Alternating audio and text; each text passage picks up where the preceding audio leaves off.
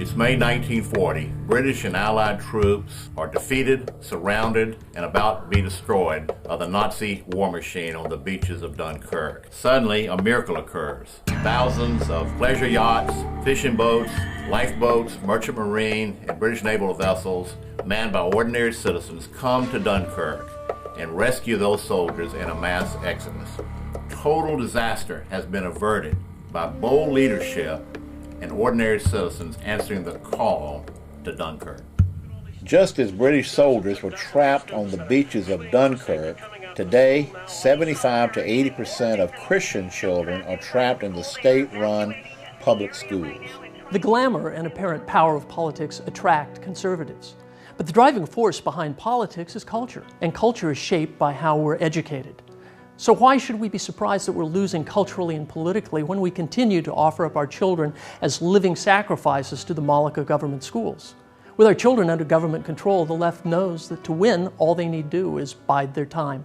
From kindergarten to 12th grade, children spend 14,000 seat hours in school. Whoever controls those 14,000 hours controls our children's worldview. Charles Potter, a signer of the Humanist Manifesto, said it best: "What can the theistic Sunday school, meeting for an hour once a week, do to stem the tide of a 5-day program of humanistic teaching?" The left knows that whoever controls the children owns the future. That's why so many 60s radicals like Bill Ayers went into education. Now they effectively control the government school system and its curriculum. But worse, we give them our children. They understand, everybody understands, that if you control the schools, you control the future. A society's culture is an expression of its worldview. That worldview is formed by education. If we give our children to institutions that teach cultural Marxism and secular humanism, why should we be surprised that we get back a generation of cultural Marxists? If we want to see lasting cultural renewal, what we have to see is a decrease in the number of students who are being indoctrinated by our Marxist educational system. My call to Dunkirk proposal is very simple. Let all families, churches, pastors, major Christian ministries, and organizations concentrate for 1 year on extracting Christian children from the pagan, godless public schools. A lot of effort's been wasted on school reform. Government schools are no more reformable than Soviet collective farms. The model is a mistake. Conservative school reformers are a lot like Civil War reenactors who specialize in Pickett's charge. They never take the high ground, they never really win. 40 years of school reform failure is enough. We need new leadership. Listen, it's time for us to make some sacrifices. Black families often ask me, why should we leave the public schools when our forefathers fought, marched, bled, and sometimes even died so that we might have the right to attend those schools? My answer is quite simple. Our forefathers marched and bled and even died so that we would not have to accept the kind of inferior education that is currently inflicted on many minority students. If you ask me, we need to march some more.